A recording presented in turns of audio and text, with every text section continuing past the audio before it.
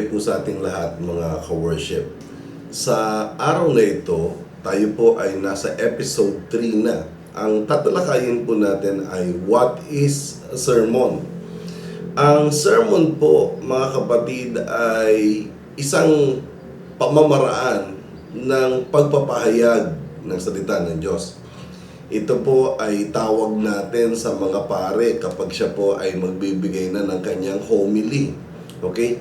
Kaya nga minsan ang tawag dito ay homiletics. Okay? At ang sermon po, ito po ay kadalasan na ginagamit ng pastor para maihatid niya ang kanyang latag o ang kanyang panayam sa mga taong makikinig sa araw na yon sa Sunday worship service na yun. Okay? Ang sermon po ay uma-address sa scriptural or moral or theological topic. Ibig sabihin po sa konteksto ng isang pastor or sa konteksto po ng isang magpapahayag under born again Christian church po, napakahalaga po na magbigay ka ng isang magandang oration or isang discourse na kung saan ay maganda ang pagbibigay mo ng iyong kapahayagan. Ang tawag po dyan ay sermon, mga kapatid. Okay? Iko-quote ko lang po ang kinuha ko sa religious.org. Ang sabi rito, a sermon is a religious discourse or oration delivered by a clergy or a religious leader during a Christian worship service. It is typically interprets a biblical text or theological topic aiming to provide a moral instruction, encourage spiritual growth, and apply scripture into the daily life. Ibig sabihin, ang sermon ay isang oration, isang discourse na inihahatid ng isang mananampalataya, isang pastor, isang poymen, isang overseer, or isang religious leader habang sila ay nagdadaos ng Christian worship service. Okay? Kadalasan, ito ay nag-i-interpret ng biblical text or theological topic. In other words, ang theology na ginagamit po ng isang pastor ay para po ito maibigay sa mga tao. Ibig sabihin po nito, ang word na theo po ay God. So pag theology po, ibig sabihin godly. Godly na topic, biblical na topic. Ang goal po nito is number 1, to provide moral instruction. Number 2, to encourage spiritual growth. And then number 3 is to apply the Word of God into the daily lives. Yan po ang kahulugan ng sermon. Ibig sabihin, kapag tumatayo si pastor sa church, siya po ay nagse-sermon. At ang sermon po niya, mga kapatid, ang intention nito ay mag-provide ng moral instruction. Number 2, mag-encourage ng spiritual growth. At number 3, mag-apply ng scripture sa daily lives. So, yun po ang ibig sabihin ng sermon. Ngayon, kung dadako naman tayo, brother, bakit kinakailangan pa ng sermon? What is the purpose of a sermon? Diba? Well, ito po ang sagot. Sermon extends biblical passages into our hearts. Tumatawid po yan. Okay? And it also encompasses into our minds and therefore into our lives.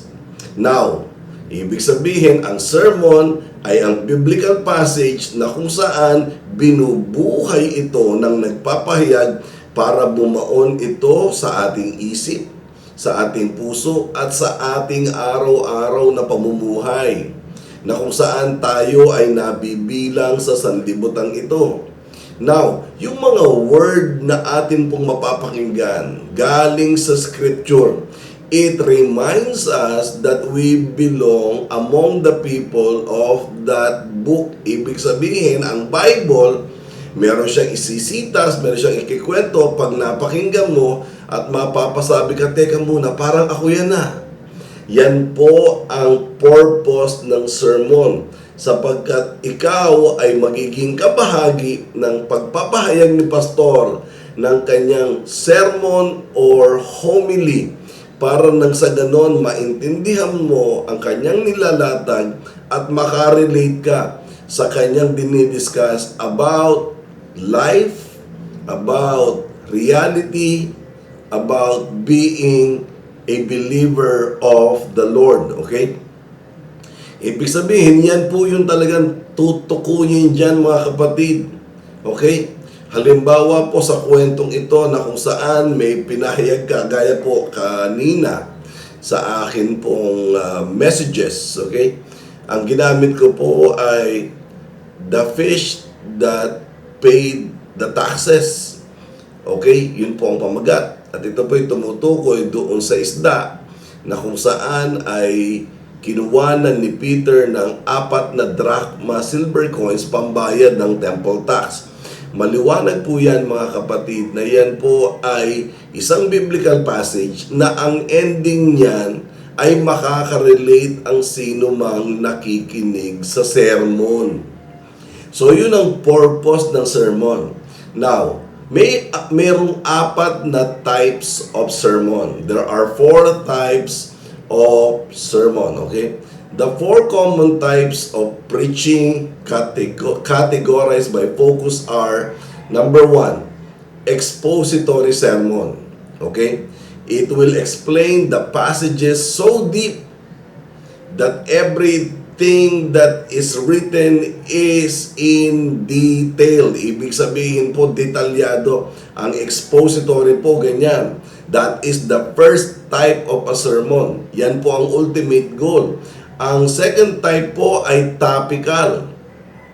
Ibig sabihin naman po ng topical, it address a certain theme using various scriptures to be able to establish the message that is given to the church. Ibig sabihin po, pag nagtatopical ka, meron kang isang bullet, didiscuss ng isang reference, may isang bullet, i-discuss ng isang reference, may isang bullet, na i-discuss ng isang reference, tapos ang pagkakabuo nito, yun yung message ng sermon, mga kapatid.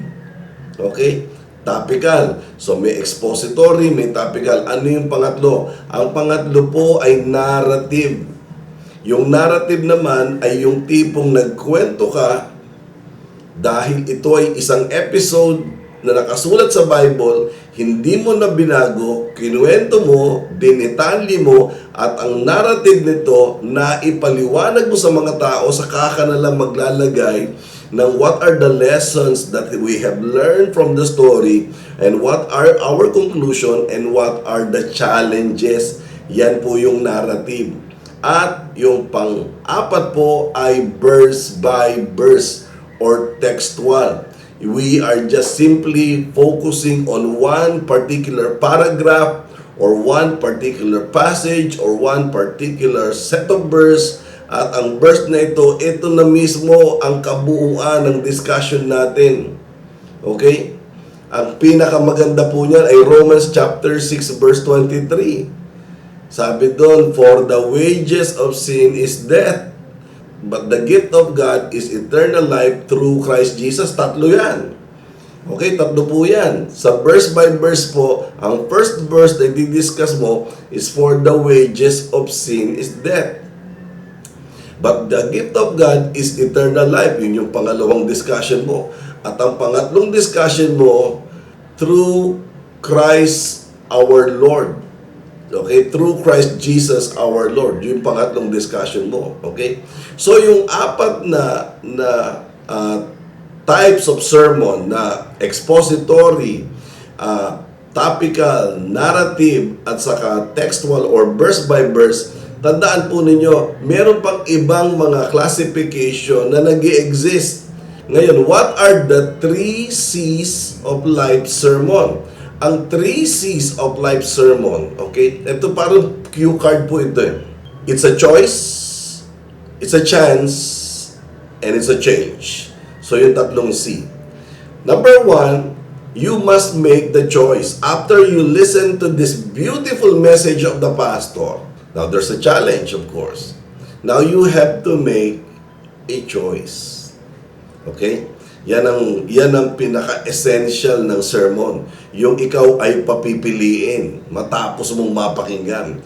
Number 2, you must take the chance. Ibig sabihin, kahit ang sermon na ito na bumabato ay nagsasabing ikaw, ang mga tao ay mapapahamak, but then, gracious ang Diyos, willing siya magpatawad. The question is, are you willing to take this second chance or the second opportunity that was given by God through this sermon, sa pamagitan ng sermon na ito?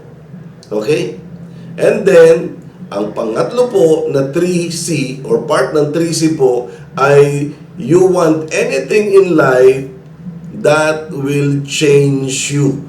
Gusto mo na ikaw sa buhay mong ito, ang iyong tinataglay, will able to change your life for the better.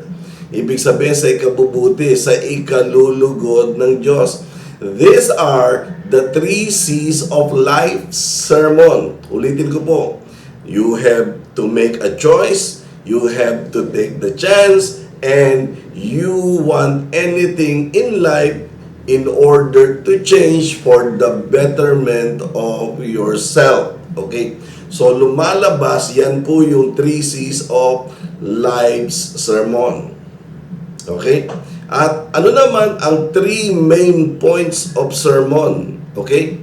Number 1 po is explanation. Yan ang isang point na kung saan hindi dapat natin kakaligtaan. Hindi po natin dapat bibitawan. Dapat po talagang magandang-maganda ang ating pagpapaliwanag. Okay?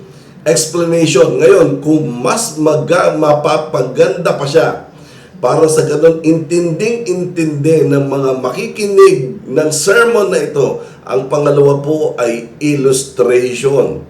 Ito po ay pag-visualize ng isang narrative o isang expository na habang nakikinig ang mga tao, napapakinggan nila pero nakikita nila sa kanilang spiritual eye ang takbo ng kwento ayon sa discussion ni Pastor. Ganyan po yan. So, habang ini-explain mo, lumilinaw, dinadagdagan mo pa ng illustration or parang bini-visual aid mo pa sila, mas lalong lumilinaw. Lalo na po pag may PowerPoint, yung bang bawat latag mo ay naka-screen tapos mayroon pang image doon or may animation doon or may AI doon. Naku, ang ganda ng illustration mo. Siguradong ang latag mo, ang sermon mo, mapapakinggan, maiintindihan. And siyempre, of course, ang pangatlo, okay, ng 3-point sermon ay ang pangatlo, walang iba kundi application. Ano po ang application? Ang application ay nangangahulugan na matapos mong ma-explain, di naintindihan. Matapos mong ma-illustrate, di naliwanagan. Di bibigyan mo na ng application. Bibigyan mo na sila ng challenge. Ihahamon mo na sila. Sasabihin mo, mga kapatid, ngayon at naintindihan nyo na ang subject na ating pinag-uusapan, walang iba kundi pagpapatawad. Na kung saan kahit ang ating Panginoon Jesus sa kanyang pagkabayubay sa krus ay humingi pa rin siya ng tawad para sa mga taong gumawa sa kanya ng kasalanan. Marapat din naman na hamon ito sa atin na tayo bilang mga anak niya, bilang mga mananampalataya, ay magpatawad din naman. Yan ang hamon ko po sa inyo bago tayo umuwi at matapos sa sermon na ito. Gaganin niyo po yung inyong kongregasyon. Okay? Sapagkat ang 3-point sermon template po ay nasa 3 matitibay na haligi ng sermon. Ang unang haligi ng sermon ay explanation. Ang pangalawang haligi po ay illustration. At ang pangatlo po ay pag umuwi sila, sisiguraduhin natin merong application nito sapagkat naintindihan nila, na naunawaan nila ang kahalagahan at dapat nilang gawin. Ibig sabihin, ang sermon mo hindi natalo sa kanila. Panalo sapagkat pag uwi nila, babaguhin nila ang kanilang sarili sapagkat nais nilang i-apply application ang message na napakinggan nila dahil sila ay napagpala. Okay? Now, ano naman ang method of sermon? Tawag na po dyan ay preaching. Okay? Yung hahawa ka na ng microphone at pagkatapos ay maglalatag ka na, di ba? Okay? Ito po yung 5 C's of preaching. Yung rules ng preaching po, mga kapatid. Okay? Pag magpapahayag ka, okay, napaka-importante ang 5 ito nang sa ganon makuha mo ang atensyon ng mga tao na nakikinig sa iyo. First C, dapat contextual. Okay? Huwag kang bumibitaw sa context. Ibig sabihin, kapag ikaw ay nagse-sermon, naglalatag ka ng iyong mensahe sa mga tao, dapat yung parang track na kanilang dadaanan ay tama sapagkat doon mo sila inihahatid.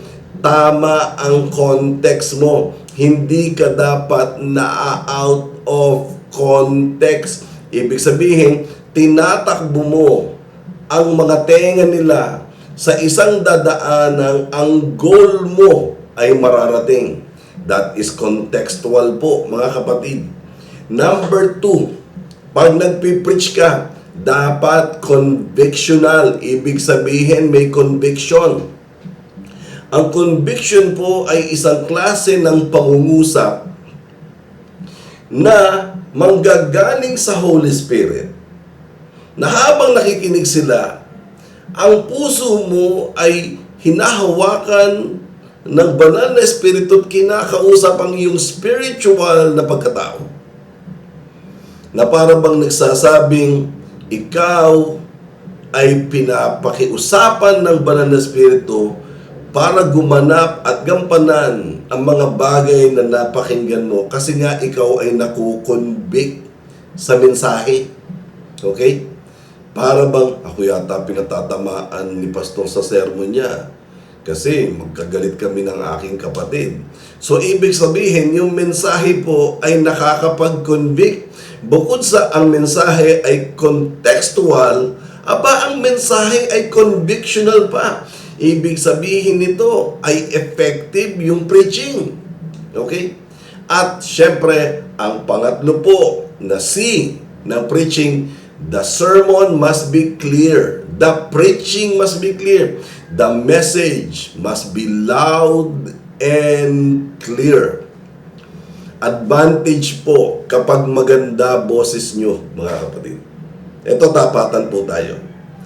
Ang isang dahilan kung bakit ang pastor ay pakikinggan, sapagkat sa oras na tumayo siya, okay, ang lahat ng sinasabi niya, parang napaka-crisp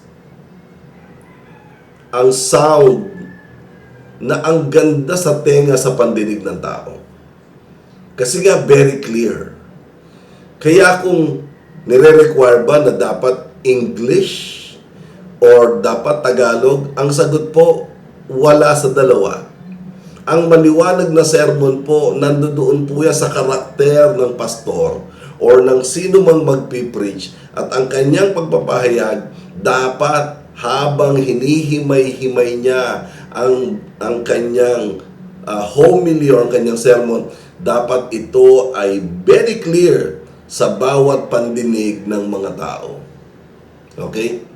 Kaya nga dapat po pag ikaw ay papasok sa pagpapahayag, ikaw mismo ay nagbabasa ng Bible ng malakas nang sa ganon naririnig mo ang boses mo or nare-record mo siya. Okay, gumagawa ka ng recorder nang sa ganun, pag pinakinggan mo ay teka, dapat ayusin ko yung pag-pronounce ko ng R sapagkat hirap ako sa R, ay teka mali, dapat yung S ko ay malinaw na napapakinggan yung letter S, ganon. It must be clear. Okay?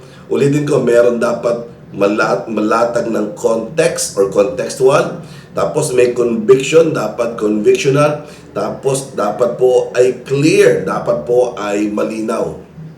Yung pang-apat, sa 5 C's of preaching ay yung mensahe, compassionate.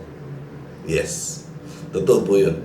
Dapat yung mensahe po ay compassionate. Ibig sabihin, merong damdamin na nakakaunawa sa isang tao na nandoon sa kongregasyon at siya ay nakikinig.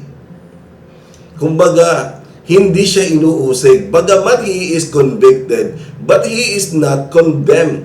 Ang pagkakaiba po ng conviction at condemnation, pareho mo itong nararamdaman sa puso mo, kaya lang yung isa para kang pinapagalitan. Okay? Pero yung isa, para ka lang pinapayuhan. Asan doon ang conviction, asan doon ang condemnation. Ang condemnation ay yung para kang pinapagalitan na ang ending ikaw ang sinisisi. Condemnation yan. Pero yung conviction ay yung para bang kahit nagawa mo ng pagkakamaling ito, hinihintay ka lang na bitawan mo, magbago ka, at pagkatapos lumapit ka sa Diyos dahil tatanggapin ka pa rin. Yan po ay conviction, mga kapatid. Mga conviction po yan. At syempre, ang pinaka mahalaga sa 5 C's na ito, ng preaching, ng sermon, ay walang iba kung hindi ang Christ-centered. Yes po. Tandaan po ninyo, ang role ng isang pastor, pag nagpahayag siya paglinggo, dapat ang goal niya laging nakasentro kay Kristo. Okay? Hindi sa kung saan pumupunta na bandang huli yung pastor ang bida. Hindi po. Ang ending po, laging si Jesus ang bida. Laging si Jesus ang conclusion. Ang pinakamagandang sermon po, nakafocus kay Kristo. Okay? So ano po yung 5, mga kapatid? Ang 5 po ay contextual, convictional, clear, compassionate, at saka Christ-centered. Okay? So, dito po sa mga na-discuss natin, okay, kung gusto nyo po ng kopya ay bibigyan ko po kayo.